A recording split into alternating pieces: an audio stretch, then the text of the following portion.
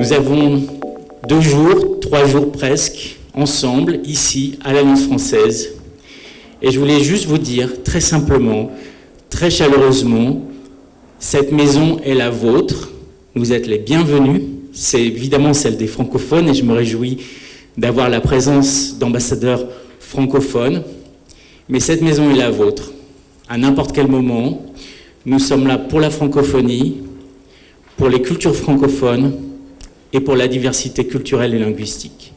Je vous souhaite la bienvenue et je vous prie d'accueillir le conseiller culturel de l'ambassade de France, conseiller de coopération, Monsieur Cyril Girardon.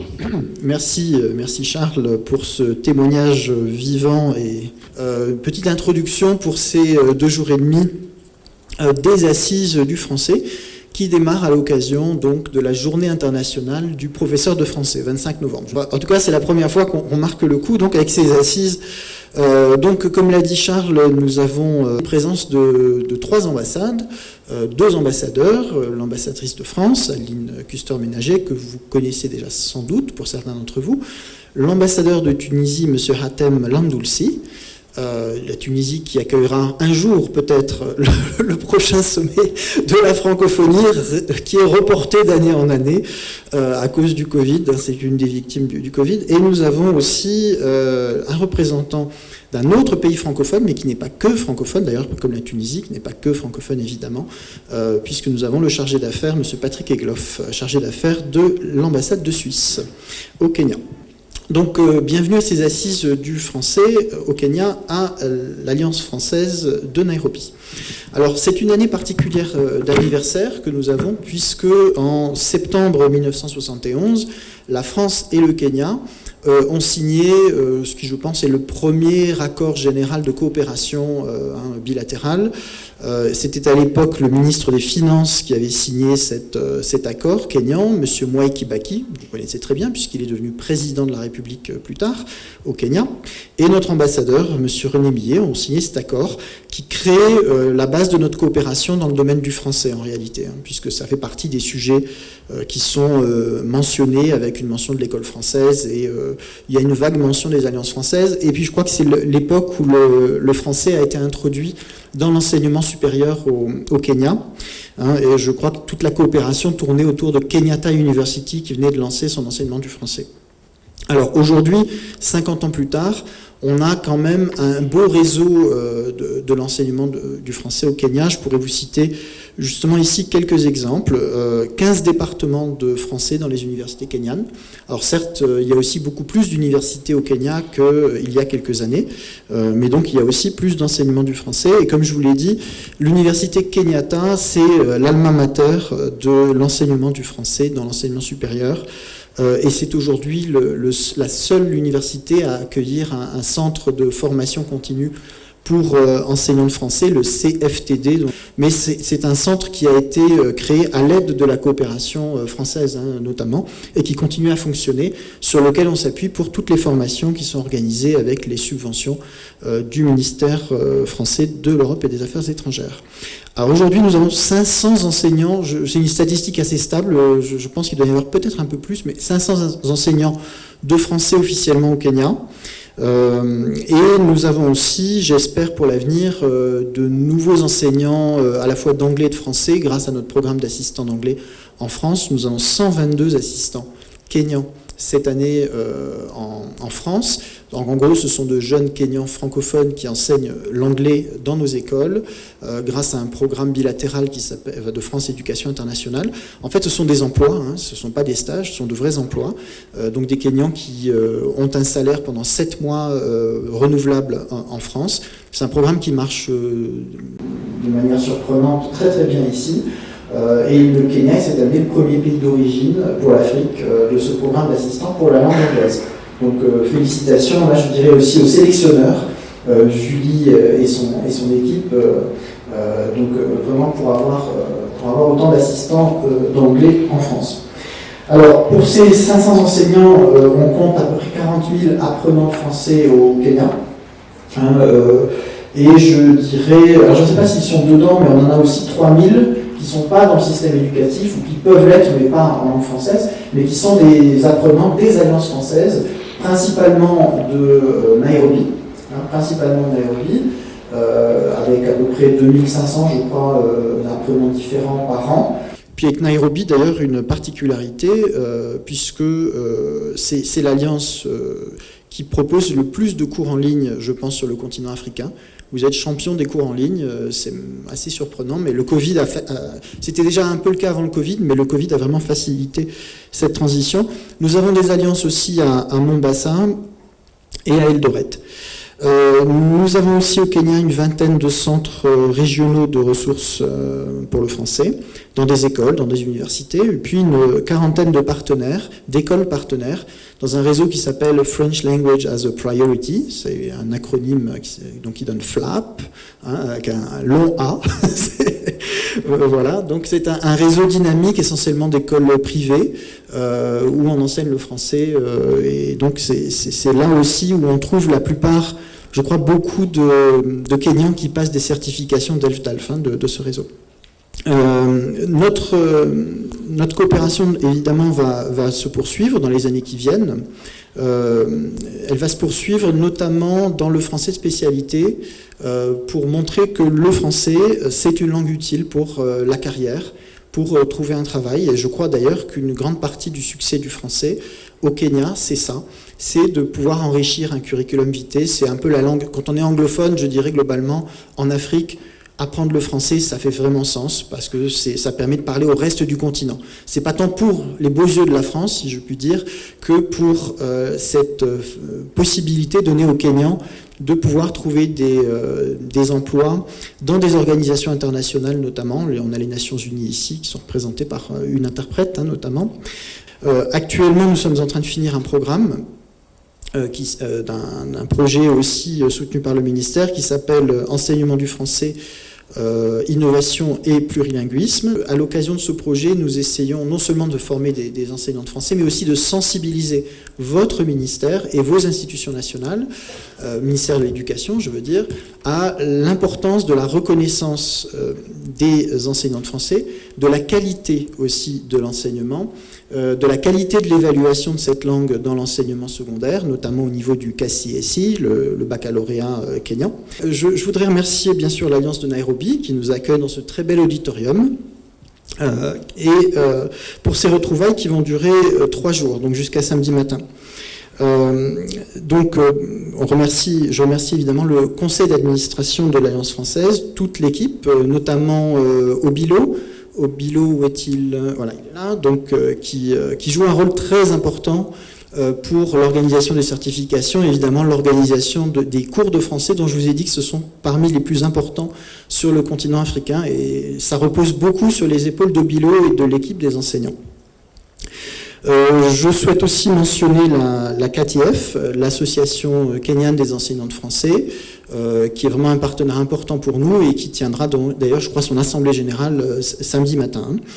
Donc vous avez 3 jours d'échange et de partage qui vont commencer par l'intervention de 3 représentants du groupe des ambassadeurs francophones, donc les ambassadeurs que j'ai mentionnés, ainsi que le chargé d'affaires.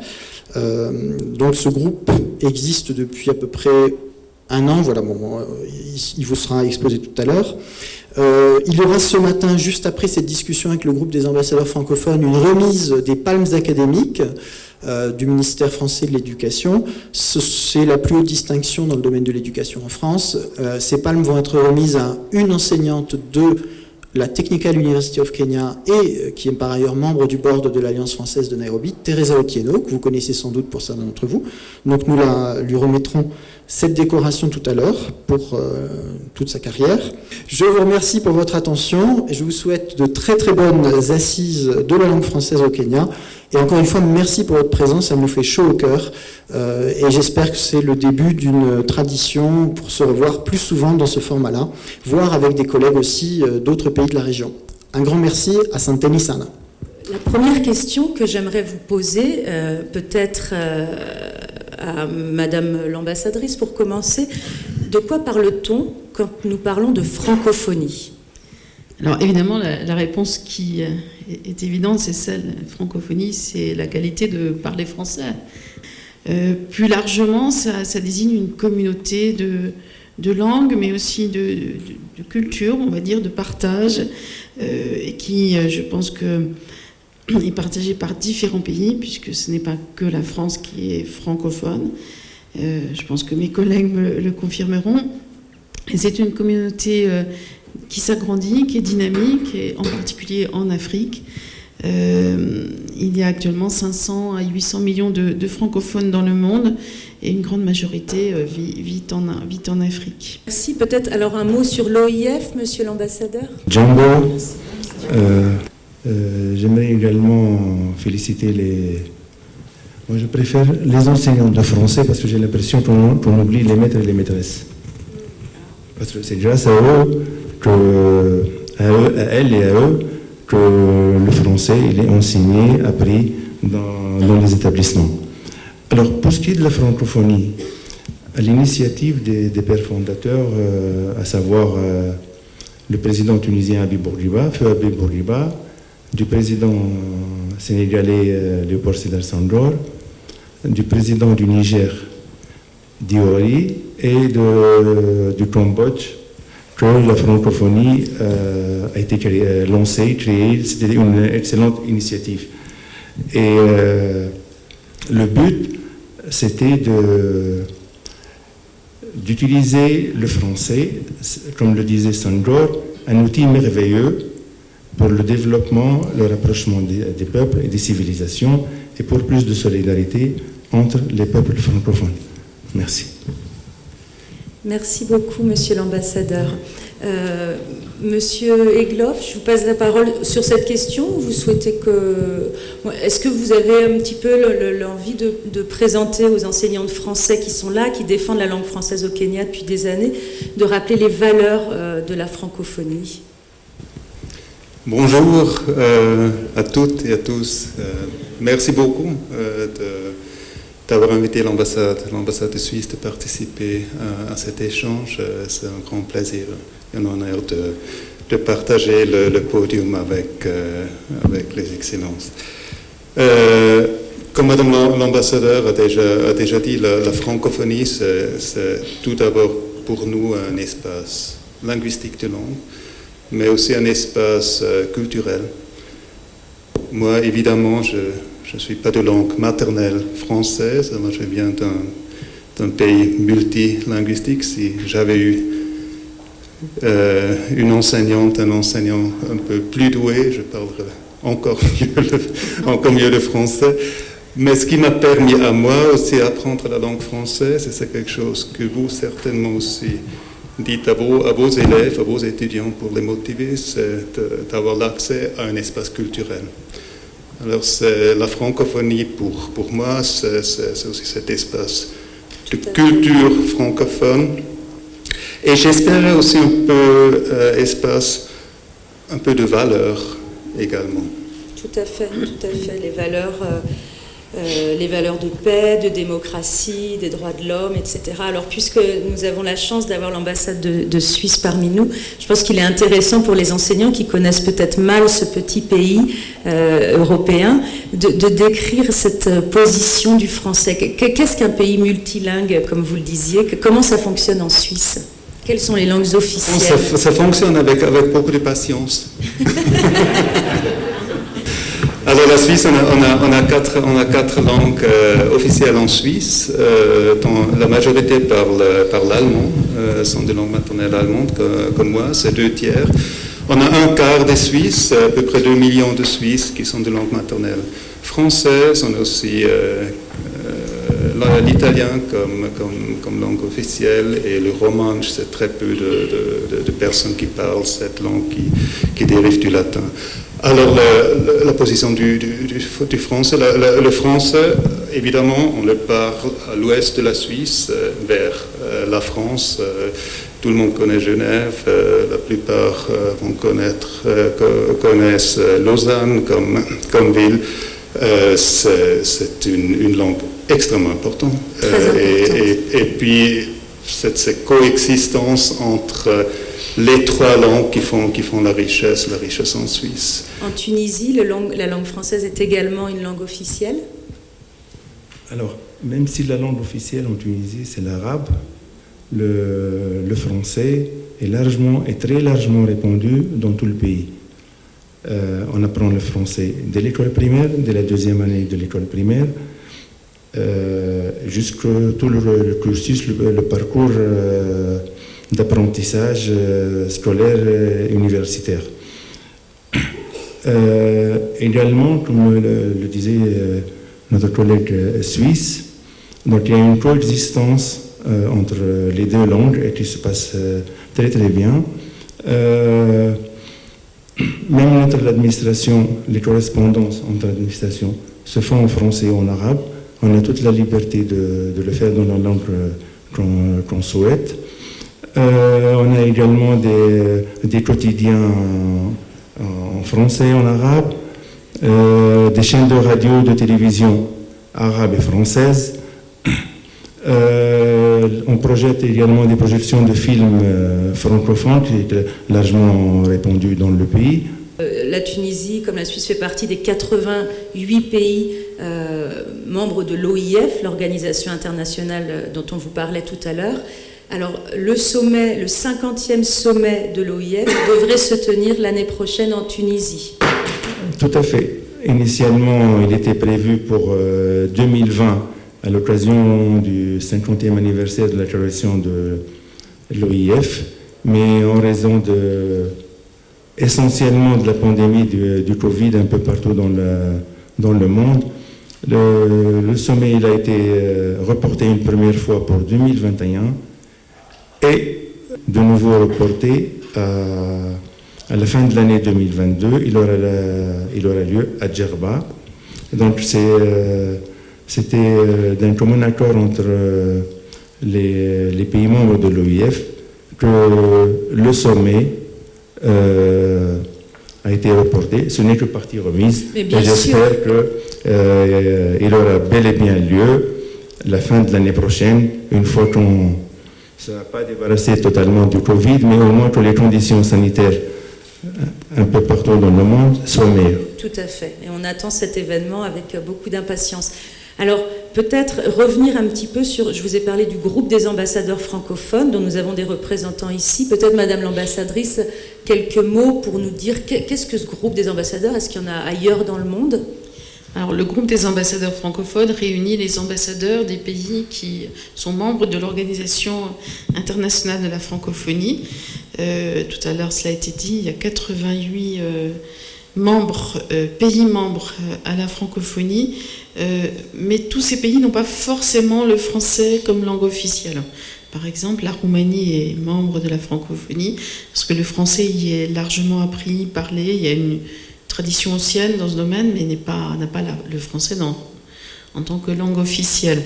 Alors, le Kenya accueille un grand nombre d'ambassades, à la fois parce que c'est un pays africain qui compte, mais aussi parce que vous accueillez un grand centre des Nations Unies avec le siège du Programme des Nations Unies pour l'environnement, d'ONU Habitat, des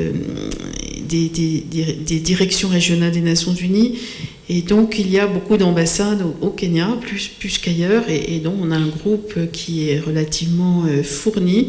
Bien sûr, on n'a pas les 88 pays, mais on a, je dirais, peut-être une quinzaine de membres très actifs, et on essaie de se réunir parce qu'on aime bien parler français entre nous, ça nous fait plaisir, ça nous change du quotidien en anglais, parce que voilà, on échange sur les grands sujets du moment, et en particulier, je pense que la dimension onusienne est aussi importante pour nous. Oui, peut-être juste pour ajouter un élément de la coordination au sein des Nations Unies.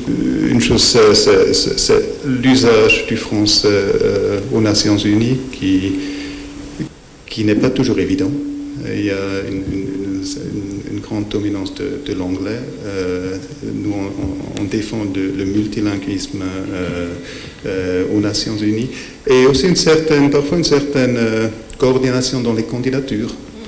Je pense que c'est important d'avoir des francophones dans des postes importants aux Nations Unies. Ça, c'est aussi un autre élément où on se coordonne au sein de la francophonie. Alors oui, en effet, l'anglais et le français est malheureusement peu peu suffisamment utilisé aux Nations Unies.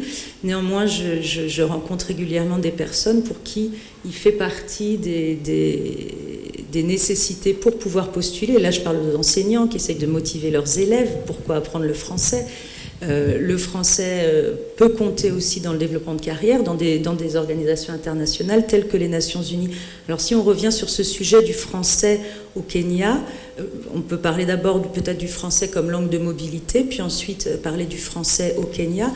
Le français permet depuis plusieurs années, et récemment notamment, à offrir à vos étudiants, à vos élèves, puis vos étudiants, de bouger dans le monde.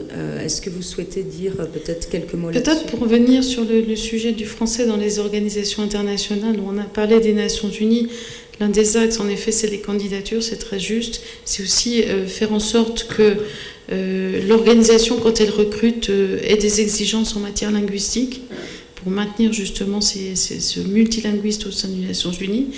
Quand on parle de l'Afrique, il y a quand même toute une partie du continent qui parle le français, et que le français soit en bonne place dans les exigences pour les profils de recrutement. Et c'est là où peut-être, dans votre cas, celui qui parle français aura un avantage par rapport à celui qui n'est qu'anglophone.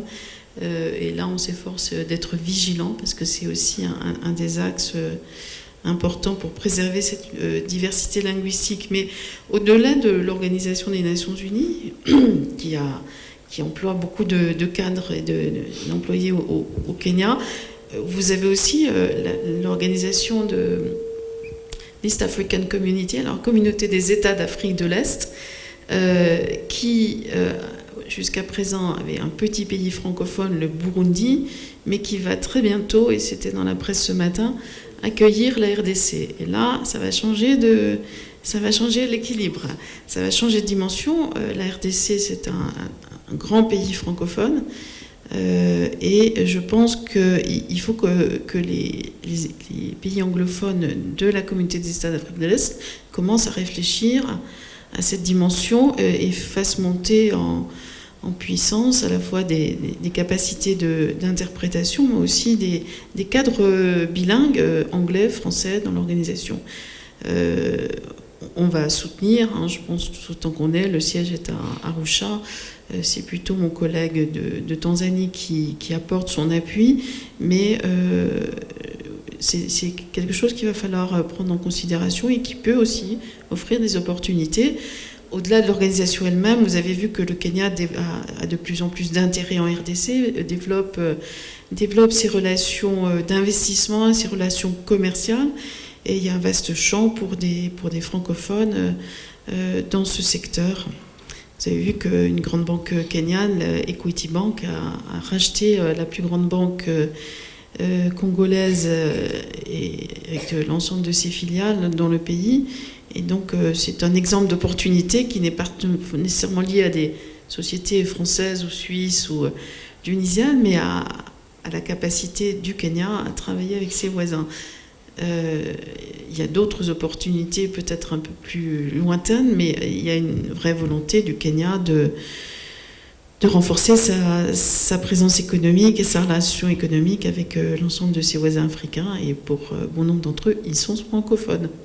Nous arrivons malheureusement un petit peu à terme de notre discussion, puisque, comme nous l'a dit notre conseiller culturel, nous avons la joie de remettre les palmes académiques aujourd'hui à une enseignante. Alors, avant de terminer, est-ce que je peux vous demander à chacun quel message vous souhaiteriez passer pour conclure aux enseignants, pour les encourager. Comme le disait Cyril, c'est la 3e journée du prof de français. Alors, il est vrai qu'en français, nous disons maintenant professeur des écoles pour maîtres et maîtresses. Donc, en fait, le mot prof englobe tout le monde dans le système éducatif français. On n'a pas voulu exclure le premier degré, qui est effectivement, ce sont les plus importants, les instituteurs ou les maîtres et les maîtresses. Ce sont eux qui vont donner le goût d'apprendre et le goût d'apprendre le français aux élèves. Donc nous avons ici, nous avons invité plus de 80 enseignants de partout dans le pays. C'est une joie de les avoir après 2 ans sans pouvoir se rencontrer. Je les ai vus ce matin, heureux de se retrouver également. peut-être un dernier message d'encouragement, parce qu'ils sont la cheville ouvrière de la francophonie au Kenya. C'est grâce à vous que le français existe. Alors peut-être un petit message. Alors moi, mon message va être très simple. Vous êtes les ambassadeurs de la francophonie au Kenya. Accomplissez votre mission. Avant de dire un petit mot pour finir cette table ronde, j'aimerais revenir sur le groupe des ambassadeurs francophones à Nairobi et dire que la question de l'environnement, puisque Nairobi accueille l'UNEP, la question de l'environnement est très importante au sein de la francophonie et qu'il serait bien de coordonner nos positions, même si on appartient à des groupes régionaux différents, l'Union européenne, le groupe occidental ou le groupe africain. La francophonie peut nous aider également à formuler des positions communes sur certains aspects qui touchent l'environnement.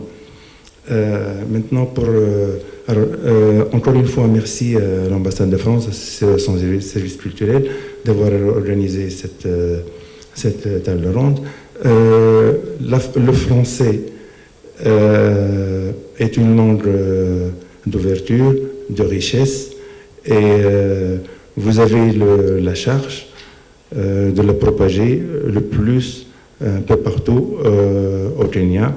Et notre ambassade peut, dans la mesure de ses possibilités, aider dans ce sens-là. Merci.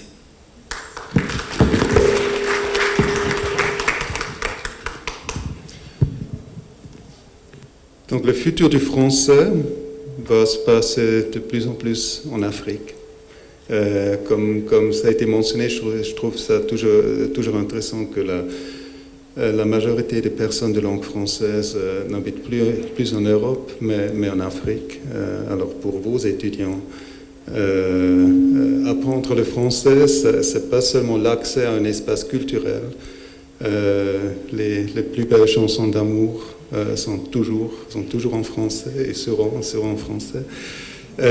Mais aussi d'avoir vraiment une valeur ajoutée pour les étudiants sur le marché du travail, sur les marchés de travail international, à savoir les organisations internationales ou les ambassades, mais aussi au secteur privé. Moi, je suis convaincu qu'avec le développement économique en Afrique, l'intensification des liens commerciaux intra-africaine, RDC est un très bon exemple. Le français va devenir de plus en plus important aussi au Kenya. Et là, vous avez une tâche très très importante à éduquer les jeunes et leur ouvrir ces possibilités. Merci beaucoup pour l'invitation.